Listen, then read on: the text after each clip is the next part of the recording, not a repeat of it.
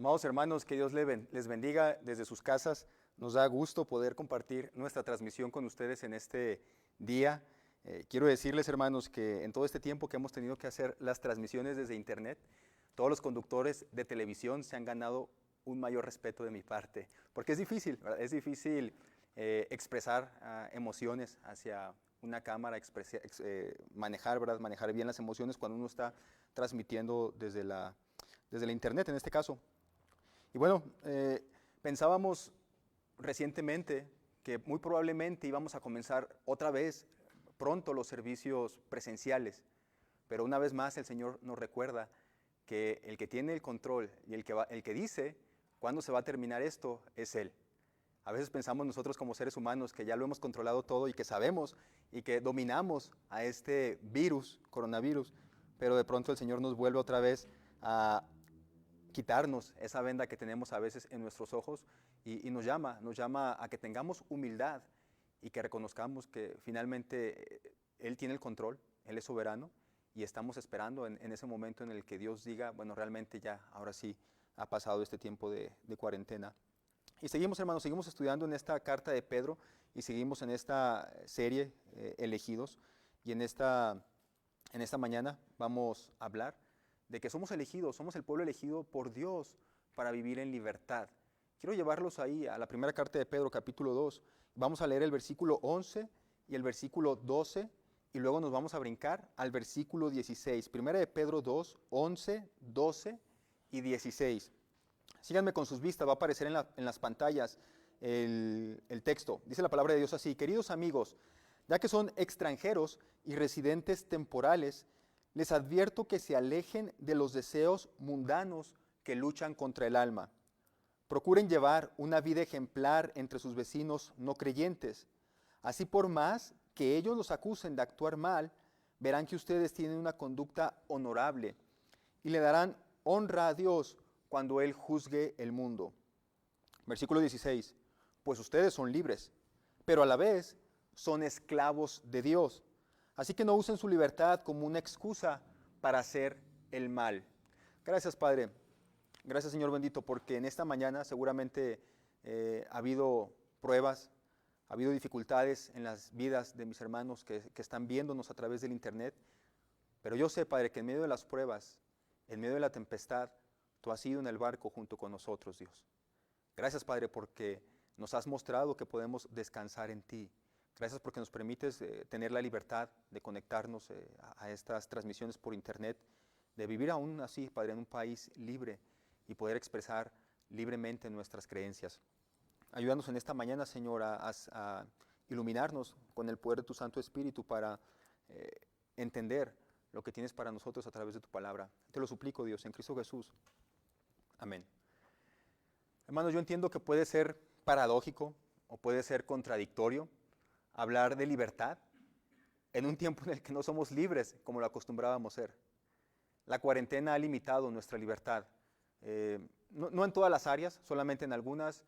Por ejemplo, se ha limitado nuestra libertad de movilidad y también nuestra libertad de esparcimiento. No podemos salir como lo hacíamos anteriormente. Pero, por ejemplo, no se ha limitado nuestra libertad de adorar a Dios. Lo podemos hacer. Y como hemos visto en esta serie, el templo del Espíritu Santo no son estas instalaciones. El templo de Dios no es las instalaciones que tiene el campamento de Dios. El templo de Dios es la iglesia de Cristo. Entonces, adoramos a Dios en donde estamos. Entonces, no se ha limitado esa libertad que tenemos de adorar a Dios. Aunque finalmente, solamente como una advertencia, tengo que decirles que el mundo eventualmente va a ir en esa dirección, va en esa dirección donde poco a poco va a tratar de limitar más, con mayor fuerza, el avance de la iglesia. Va a crecer, ¿verdad? Va a crecer la hostilidad hacia la iglesia, pero en este tiempo todavía no estamos llegando hasta ese límite. Tenemos la libertad en nuestro país de hacer las transmisiones por internet, tenemos la libertad de hablar con otros acerca de Cristo, cerca de nuestros hogares. Somos libres aún. Mientras tanto, hermanos, como cristianos, tenemos que aprender a transitar por este mundo como alguien que no pertenece a este mundo.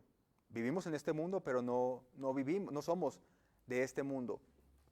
Y precisamente, hermanos, uno de los conceptos que utiliza la palabra de Dios para referirnos a cómo debe vivir el creyente mientras está transitando en esta vida es que somos libres de vivir en Él.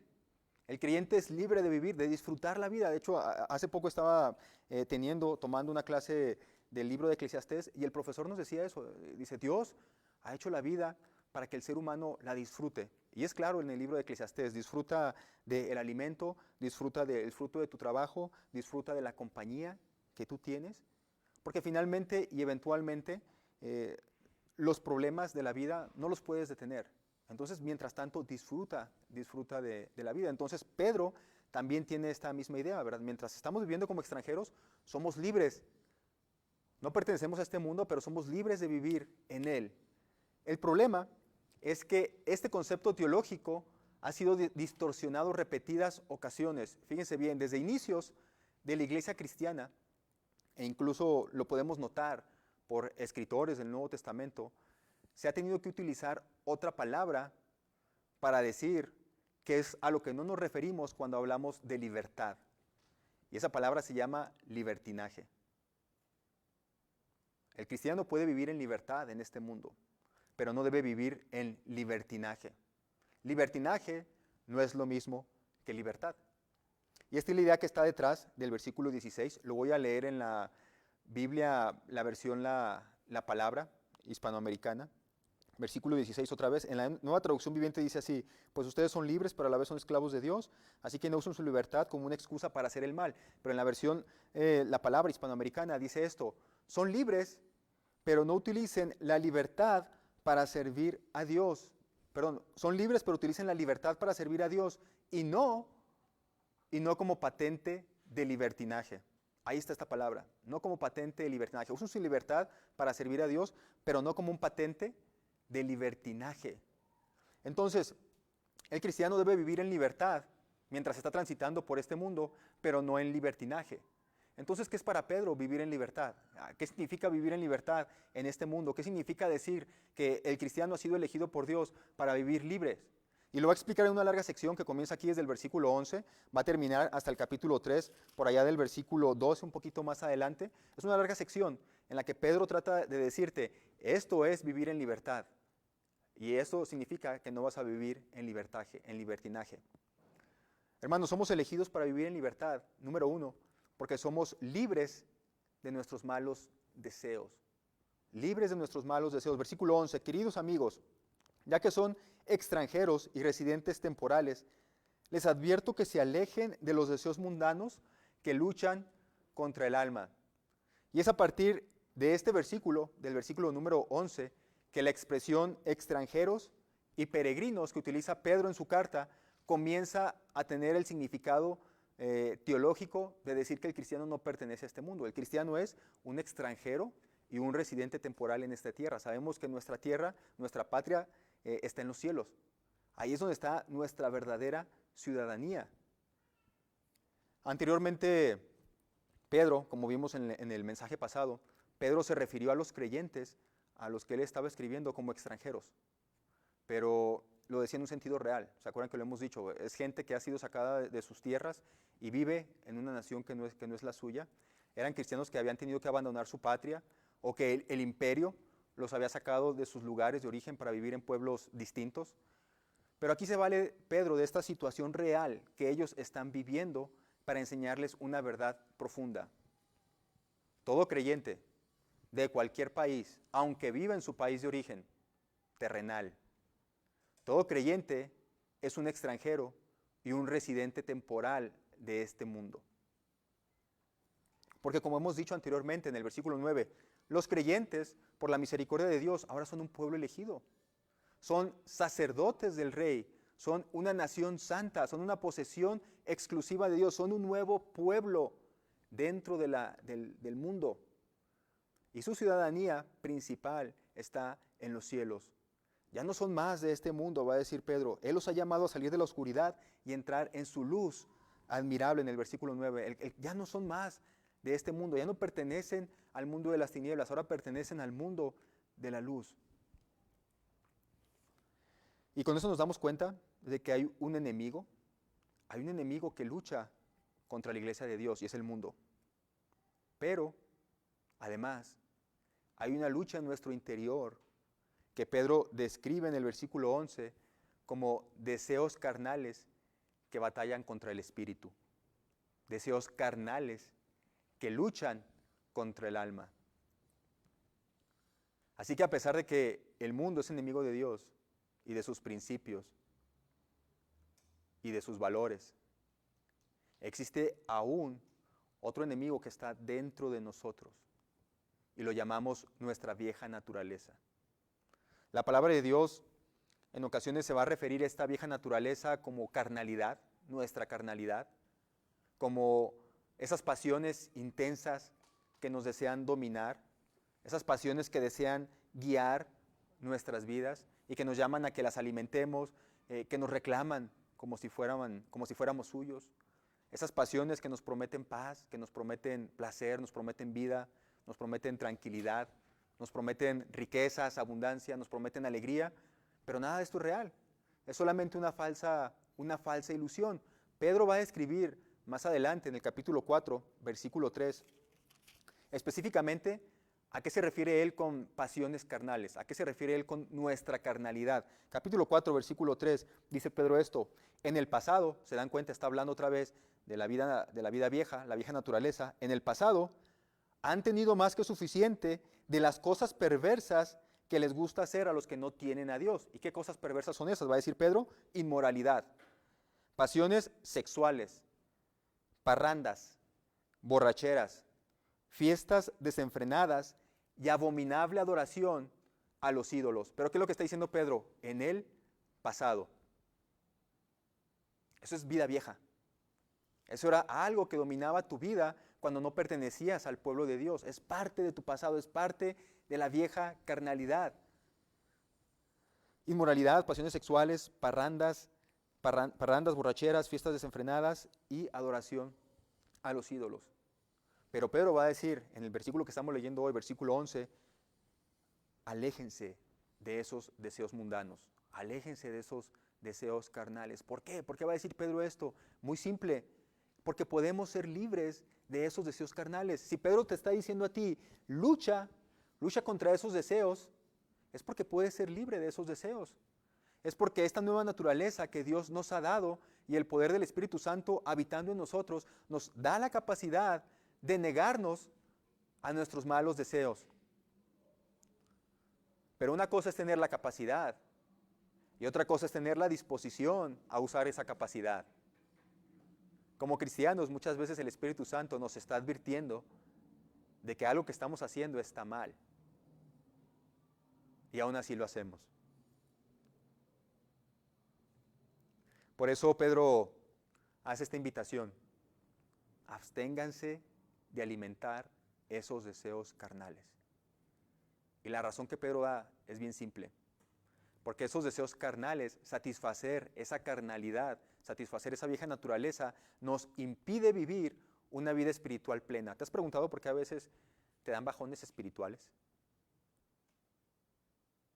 Pedro se refiere a ello como que estos deseos carnales están luchando contra nuestro espíritu, están luchando contra nuestra alma. Entonces, de alguna manera, sufrimos bajones espirituales porque alimentamos esos deseos carnales. Obviamente no es la única razón por la cual tenemos a veces esos bajones espirituales, puede ser otra cosa, pero una razón puede ser esa. Una razón puede ser que simplemente en tu vida como cristiano, permites cierta clase de pecados. Y por esa razón no disfrutas de una plenitud espiritual. Hubo un padre de la iglesia, le llamamos así a esos cristianos primitivos, bueno, esos primeros cristianos, porque cristianos primitivos se puede entender mal, pero a esos primeros cristianos después de la generación de los apóstoles que sentaron las bases de la iglesia. Uno de ellos era Clemente, y él mencionaba en una de sus cartas y decía esto: este mundo y el siguiente son enemigos. Uno desea adulterio, corrupción, avaricia, engaño. El otro le dice adiós a estas cosas. Está hablando del reino espiritual. El otro le dice adiós a estas cosas: al adulterio, la corrupción, la avaricia, el engaño. Por lo tanto, no podemos ser amigos de ambos. Nos corresponde afianzarnos en uno y renunciar al otro. Sepamos que es mejor odiar las cosas presentes, pues son insignificantes, son temporales, son transitorias, son corruptibles, y amar aquellas cosas que están por venir, porque aquellas cosas son buenas y son incorruptibles. Probablemente después de que leí la lista que menciona Pedro en 4:3, acerca de qué pecados se está refiriendo él con deseos carnales, probablemente algunos puedan decir, oiga, pastor, pero yo no batallo con ninguno de estos pecados que usted mencionó. Yo no batallo con la inmoralidad, yo no batallo con pasiones sexuales, yo no batallo con parrandas, yo no batallo con borracheras, yo no batallo tampoco con fiestas desenfrenadas, y ahorita menos, ¿no?, que estamos en cuarentena. Yo no batallo con adoración a los ídolos, me pueden decir eso. Pero los pecados que está señalando Pedro en esta carta, son solamente pecados representativos de la comunidad a la que le está hablando. Es decir, en otras palabras, la lista que está mencionando él no es extensiva, sino que se refiere a pecados que la cultura a la cual Pedro le está escribiendo acepta como algo bueno. Son palabras en las que a los cristianos que están viviendo dentro de esa sociedad son tentaciones para ellos, por esa comunidad, esa cultura particular en la que están viviendo. Pero aún así yo pienso que varios de estos pecados también son representativos de la cultura en la que nosotros vivimos, incluso también la adoración a los ídolos. De manera errónea, hemos pensado que la adoración a los ídolos solamente tiene que ver con adoración a las imágenes. Y ningún cristiano tiene imágenes, van a decir. Y por lo tanto pensamos que como cristianos ya somos libres de ese pecado. Nosotros ya no adoramos ídolos porque ya no tenemos imágenes en nuestra casa.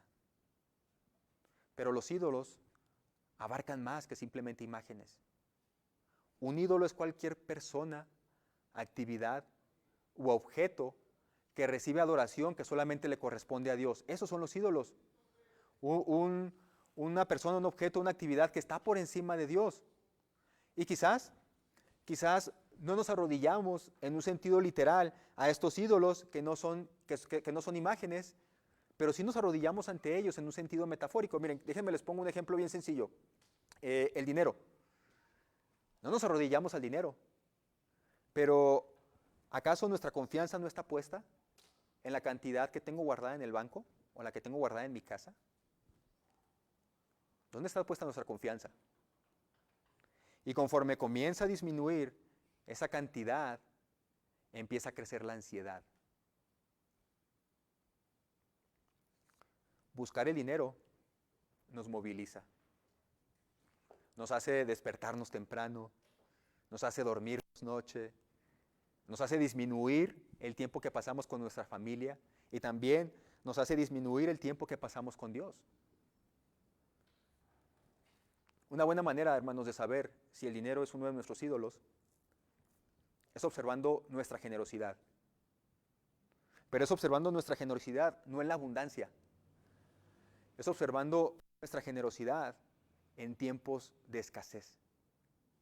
Ahí es donde te das cuenta si realmente el dinero es o no es uno de tus ídolos. Porque cuando hay abundancia, generalmente damos lo que nos sobra. Pues hay dinero que está entrando, ¿verdad? Sabemos, decimos, bueno, no importa que suelte un poquito de dinero aquí, al final de la semana me va a llegar una cantidad más grande, no pasa nada.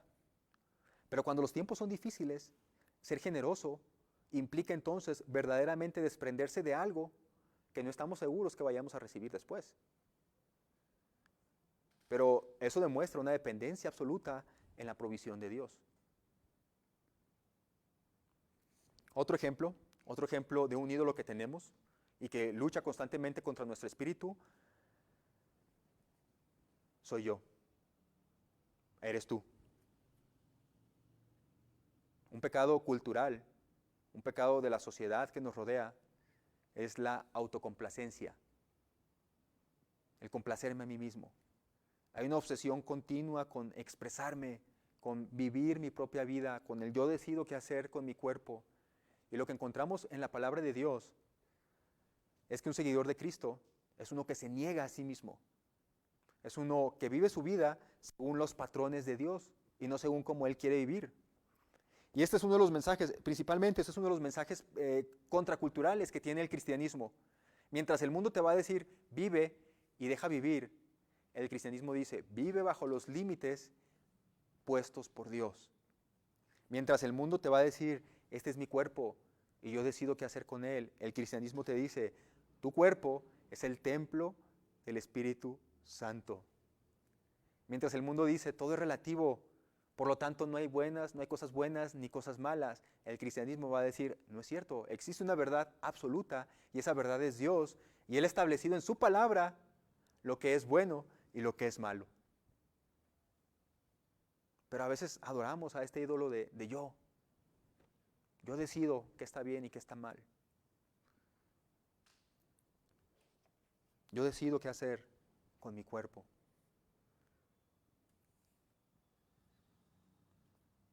Quizás el principal ídolo que tiene que morir en nuestras vidas es la adoración a nosotros mismos, a creernos el centro del universo. Bueno, les he dado un par de ejemplos. Les he dado un par de ejemplos sobre algunos ídolos que todavía pueden estar en nuestra vida. Puede haber bastantes más, otros, el trabajo, la familia. Simplemente un ídolo es todo aquello que está por encima de Dios en nuestras vidas. Pedro dice que debemos librarnos de todos estos deseos carnales porque están luchando contra nuestro espíritu. Y es muy probable, hermanos, es muy probable que no disfrutes de una vida espiritual plena con Dios porque no dejas atrás esos deseos mundanos. Y en vez de vivir en libertad, vives en libertinaje, dándole rienda suelta a tus deseos y a tus pasiones, que al final y al cabo Dios te va a perdonar. Es el pensamiento de muchos, ¿no? No, yo puedo ser como quiera, no pasa nada, al final de cuentas Dios me va a perdonar. Pero tú sabes que no puedes vivir así. Tú sabes que no puedes vivir así porque lo experimentas en tu espíritu. Lo experimentas porque el Espíritu Santo, si es que realmente mora dentro de ti, no te deja vivir así. No hay un crecimiento espiritual, no hay una madurez cristiana. Sientes una desconexión con Dios y hay tristeza, hay ansiedad, hay depresión. Por eso la invitación de Pedro. Amados, yo os ruego como a extranjeros y a peregrinos, que os abstengáis de los deseos carnales que batallan contra el alma, para que verdaderamente vivan en libertad, elegidos para vivir en libertad. Somos elegidos para vivir en libertad, pero mientras nosotros sigamos alimentando esos deseos mundanos, esas pasiones carnales, no viviremos en libertad. Y la vida abundante no es una vida abundante, se vuelve una vida esclavizante. Cabe agregar aquí, hermanos, las palabras que Dios le dijo en aquella ocasión cuando se enfrentó a Caín, antes de que asesinara a Abel, a su hermano Abel, en Génesis capítulo 3. Y en aquella ocasión dice la palabra de Dios que mientras Dios estaba caminando junto con Caín, lo invitó a reflexionar. Y le dijo algunas cosas a Caín como estas. Le dijo, Caín, ¿qué vas a hacer? Piensa bien lo que vas a hacer. El pecado está a la puerta, está al acecho y está ansioso por controlarte, pero tú debes dominarlo y ser su amo. Es una lucha, hermanos, contra el pecado. Y el pecado está ansioso por controlarte. El pecado está ansioso por dominar tu vida. Pero tú debes dominarlo y ser su amo. Realmente seremos libres cuando dominemos nuestro pecado. Y es una lucha, pero no es una lucha en la que estamos solos. El verdadero creyente puede dominar el pecado porque el Espíritu Santo mora dentro de él. Y es el Espíritu Santo quien nos da la capacidad de librarnos de nuestros malos deseos. Por eso podemos ser libres, porque Dios habita en nosotros y nos ayuda en esta lucha que tenemos. Necesitamos, ¿verdad? Necesitamos vivir realmente en el Espíritu. Necesitamos depender todo el tiempo de Dios para dejar de sentir esas desconexiones. Y es una lucha. Es una lucha contra nuestra vieja naturaleza. Es una batalla. Y como es una batalla, debemos esforzarnos, debemos estar listos y debemos de ser disciplinados. Es una batalla contra nuestros deseos mundanos. Quizás algunos cristianos, una de las razones por las cuales caen demasiadas veces en los deseos y en los instintos de su vieja naturaleza, es porque no lo ven como una batalla. No ven que es una lucha, no se esfuerzan, no se disciplinan para luchar contra ello, para pelear. Así que hermanos, es una batalla. Si no queremos estar batallando con esas de repente desconexiones espirituales que podamos sufrir, tenemos que estar listos para luchar y abstenernos, alejarnos de esos deseos carnales. Y entonces verdaderamente vamos a ser libres. Por eso somos libres, podemos ser libres porque el Espíritu Santo nos da esa capacidad. El problema es que realmente deseemos utilizar esa capacidad. Lo segundo que observamos en el siguiente versículo, versículo 12, es que también, hermanos, somos libres de acusaciones. Podemos ser libres de acusaciones. Podemos vivir en libertad porque somos libres de acusaciones. Versículo 12, procuren llevar una vida ejemplar entre sus vecinos no creyentes. Así, por más que ellos los acusen de actuar mal, verán que ustedes tienen una conducta honorable y le darán honra a Dios cuando Él juzgue el mundo. Y ahora quiero que me acompañen al capítulo 3, versículo 16. Capítulo 3, versículo 16. Pero háganlo con humildad y respeto. Mantengan siempre limpia la conciencia. Entonces, si la gente habla en contra de ustedes, será avergonzada al ver la vida recta que llevan, porque pertenecen a Cristo. Pedro está animando aquí a las iglesias a que deben de llevar un estilo de vida ejemplar. Un estilo de vida ejemplar que muchas veces es diferente al estilo de vida de la cultura que los está rodeando. El cristianismo es así, en muchos aspectos es contracultural. Sus valores y sus principios son principios que están en contra de los valores y principios de este mundo. No todos, pero sí la mayoría. Y la razón, hermanos, la razón que da a Pedro para hacer esto, para procurar llevar una vida ejemplar, es que pueden acusarnos quizás de muchas cosas distintas, incluso hasta de actuar mal, pero que al final, si nos mantenemos viviendo bajo los parámetros de Dios, quienes van a ser avergonzados serán los que nos acusaban. Cuando Cristo sea revelado a este mundo, y entonces cuando todo ojo lo vea, se van a dar cuenta, lo que decían los cristianos era verdad. En ese momento se les van a caer los velos a todos. Va a ser demasiado tarde, pero los cristianos vamos a ser reivindicados frente al mundo. Quienes van a ser avergonzados van a ser ellos, porque el mundo va en su propia dirección, siguiendo sus valores y siguiendo sus principios, y probablemente en este tiempo nos avergüencen a nosotros mientras estemos como extranjeros y peregrinos en esta tierra, se burlen de nosotros, hagan mofa de nosotros, nos acusen a nosotros, pero al final, como dice el dicho, quien ría al último ría mejor. Al final, quienes van a ser reivindicados somos los cristianos. Quienes serán avergonzados van a ser aquellos que nos acusaban. Nosotros como cristianos tenemos una autoridad espiritual por encima de cualquier autoridad terrenal a quien nosotros deseamos agradar. Nosotros deseamos agradar a Dios antes que a los hombres. Quiero poner un ejemplo de esto que estoy diciendo. Quizás es muy simple, pero que a lo mejor nos ayuda a clarificar un poco lo que estoy diciendo. Imaginen un hermano que dentro de la iglesia lleva una vida intachable. Hasta lo vemos casi como flotar, ¿no? Y aquí con una areola en la cabeza. Lo ves tú y dices, no, este hermano es un cristianazo de primer nivel. Pero tú vas a donde él vive y en su colonia nadie lo quiere.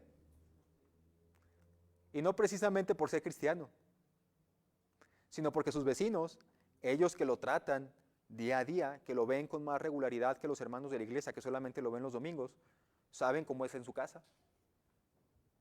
Escuchan cómo golpea a su esposa, cómo les grita a sus hijos. Quizás hasta se emborracha, no es amable. Cuando los ve afuera de su casa ni siquiera los saluda. Y luego quiere venirlos a invitarles a la iglesia o a platicarles de Cristo. Es absurdo algo así. Nuestra conducta tiene que ser ejemplar con los de afuera para que no tengan nada de qué acusarnos. Para que el Evangelio no encuentre tampoco ningún tropiezo para llegar a sus vidas. Te puedes preguntar, bueno, ¿a qué se refiere Pedro con llevar una vida ejemplar? ¿A qué se está refiriendo Pedro aquí en este versículo? Porque dice, los invito, ¿verdad? Los invito, procuren llevar una vida ejemplar entre sus vecinos no creyentes. Es lo que está diciendo Pedro en el versículo 12. Procuren llevar una vida ejemplar entre sus vecinos no creyentes. ¿A qué se refiere Pedro con llevar una vida ejemplar? Si seguimos leyendo, nos vamos a dar cuenta de qué se está refiriendo Pedro con llevar una vida ejemplar. En el versículo 13, Pedro va a decir, por amor al Señor, sométanse a toda autoridad humana.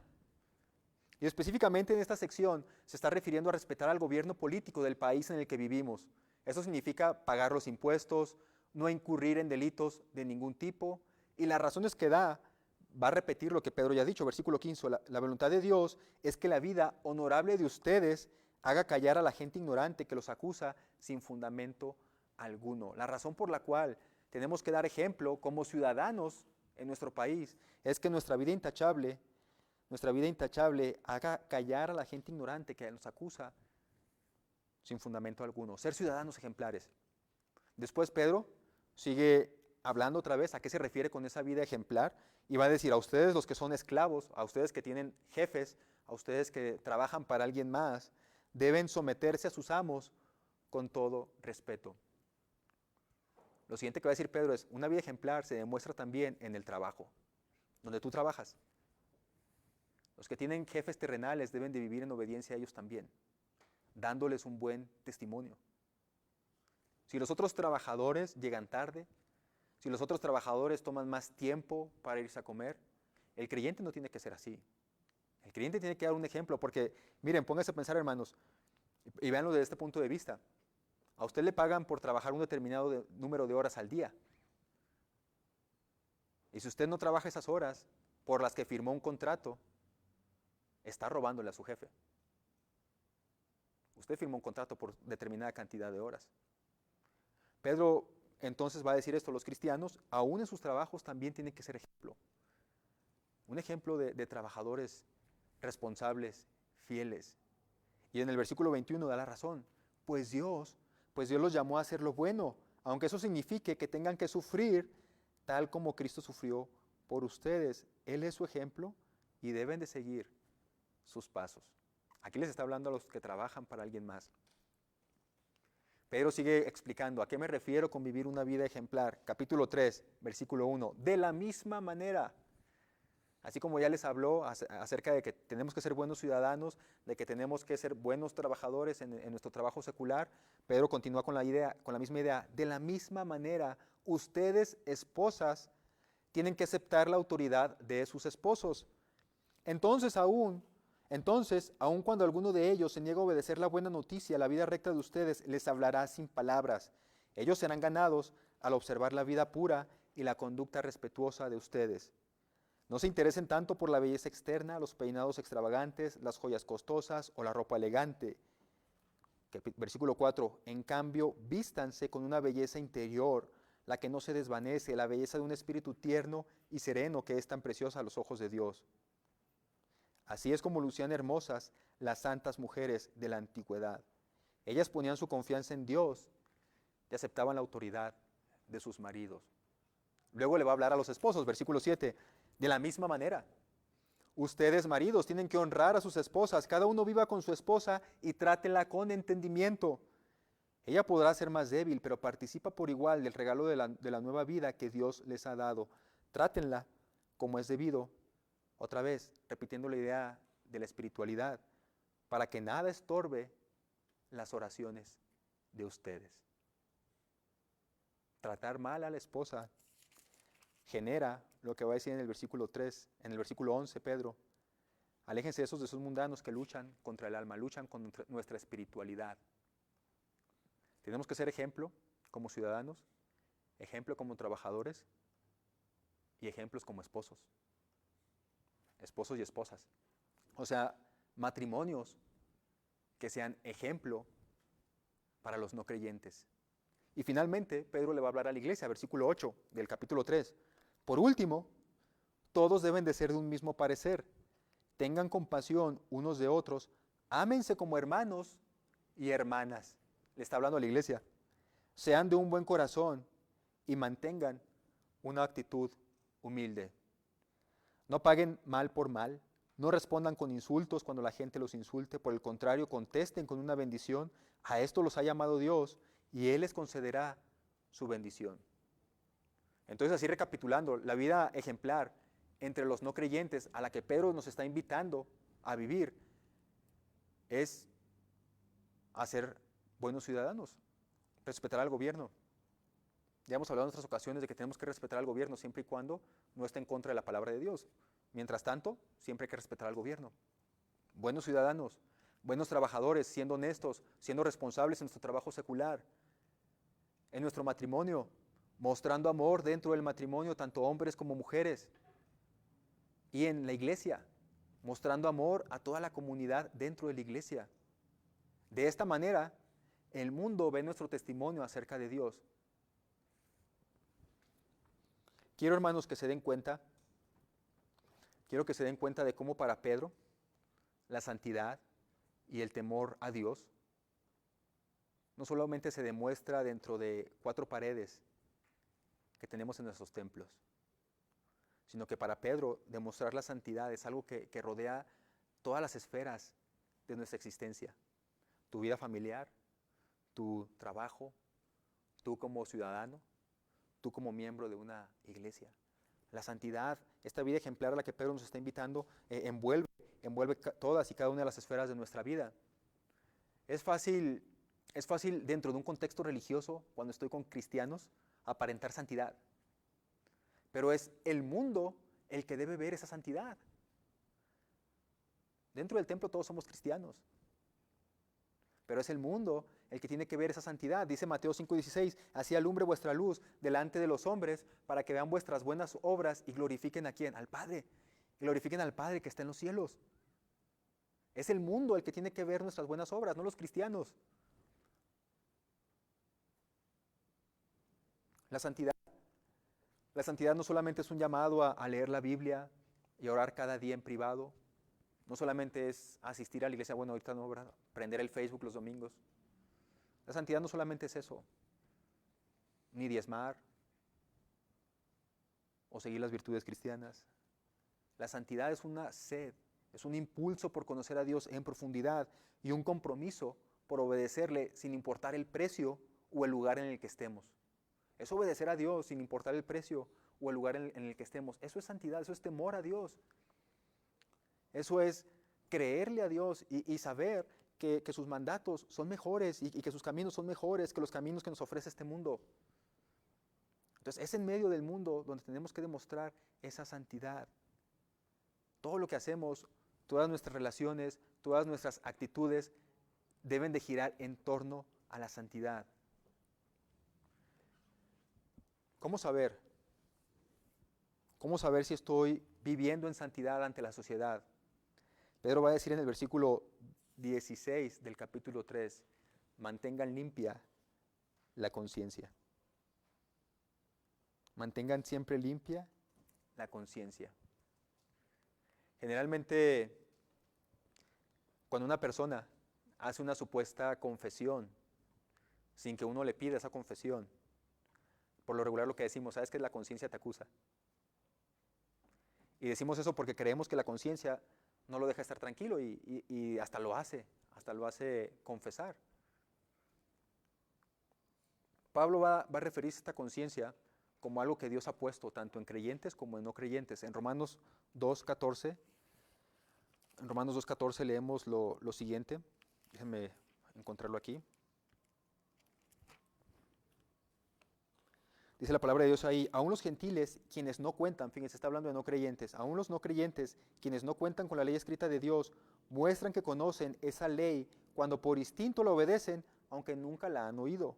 Ellos demuestran que tienen la ley de Dios escrita en el corazón, porque su propia conciencia y sus propios pensamientos o los acusan, o bien les indican que están haciendo lo correcto.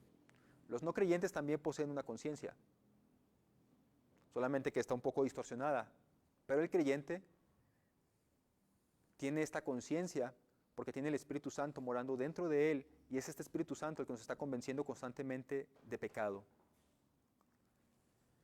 Si en tu conciencia tú percibes algo, aunque sea mínimo, pequeñísimo. Algo por lo cual tú sabes que no has dado buen testimonio en tu familia, en tu colonia, en tu trabajo, en tu escuela, en tu matrimonio. Si en tu conciencia tú percibes algo que no te deja estar tranquilo, que dices, híjole, es que yo sí le he regado con esto, ¿no? Todos los vecinos escuchan cómo le grito a mi esposa. Todos los vecinos escuchan cómo trato a mis hijos. Mi patrón sabe que siempre llego tarde, que no hago bien mi trabajo. Si en tu conciencia percibes algo así, que no te deja estar tranquilo, que sabes que has estado haciendo mal, entonces seguramente es verdad. Seguramente es verdad y por eso es que no estás tranquilo. Y por eso necesitas entonces arrepentirte. Así que hermanos, somos llamados a vivir libres de acusaciones, porque nosotros debemos de vivir agradando a Dios. Y yo sé que muchas de las acusaciones que el mundo nos va a hacer es por el simple hecho de que somos cristianos. Eres cristiano, eres intolerante, no admites matrimonios del mismo género, no admites estas otras cosas. Seguramente el mundo nos va a acusar de cosas que no tienen razón. Y no toleran que nosotros no vivamos como ellos. Y eso está bien, lo podemos aceptar, porque nuestra lealtad es hacia Dios. Así que mientras que estemos haciendo lo que Dios nos mandó a hacer, nuestra conciencia está tranquila. Nuestra conciencia no va a estar tranquila cuando no estemos haciendo lo que Dios nos manda a hacer. Cuando en vez de obedecer a Dios, obedezcamos a este mundo. Así que cuando el mundo nos acusa con fundamento, seguramente nuestra conciencia no va a estar tranquila delante de Dios, porque sabemos que en verdad hemos dado un mal testimonio. No usen la libertad para vivir en libertinaje. Los ojos del mundo están puestos especialmente sobre la iglesia de Dios para desprestigiarla, para criticarla, para intentar acabar con ella. No lo pueden hacer, yo entiendo eso, porque Dios está con nosotros. Pero no les demos razones válidas para hacer esto con la iglesia. Nuestra conducta debe ser ejemplar en todas las esferas: matrimonio, trabajo, ciudadanía, iglesia. Nuestra conducta debe ser ejemplo en todo ello. La libertad que Cristo nos ofrece no es la libertad de hacer lo que queramos. Es la libertad de vivir bajo sus parámetros. Y viviendo bajo sus parámetros, verdaderamente experimentaremos vida en plenitud. Y esta vida en plenitud tendrá su gozo completo cuando estemos en la presencia de Dios. Somos elegidos, hermanos, para vivir en libertad. Y gracias a Dios porque nos ha liberado del poder del pecado. Tenemos la autoridad, tenemos la potestad para dominar nuestro pecado. También tenemos la libertad para vivir sin acusaciones delante del mundo, porque nosotros podemos seguir los mandatos de Dios. Así que usemos nuestra libertad para agradar a Dios. Y como dice Pedro, para hacer buenas obras que hagan que el mundo glorifique a nuestro Dios. ¿No queremos eso? ¿No queremos acaso que nuestro mundo glorifique también a nuestro Dios? Vivamos como cristianos libres verdaderamente. Gracias Dios. Gracias Padre, porque en tu palabra encontramos estas cosas tan hermosas. Tú nos has dado el poder para vencer nuestra vieja naturaleza. Tú también nos has dado las herramientas para vivir sin que nuestra conciencia nos acuse. Ayúdanos, Señor, a experimentar verdaderamente esa vida en abundancia que tú prometes, en la que no seamos esclavos de nuestros pecados, en las que podamos utilizar todas nuestras habilidades para servir a los demás, para que te glorifiquen a ti, Padre. Que el mundo pueda darse cuenta del Dios transformador que tenemos, que ha tomado vidas de personas que probablemente no tenían ningún sentido en la vida, no tenían ningún propósito, no tenían ningún valor ante la sociedad. y que las ha transformado en hombres y mujeres nuevos, con un carácter totalmente diferente,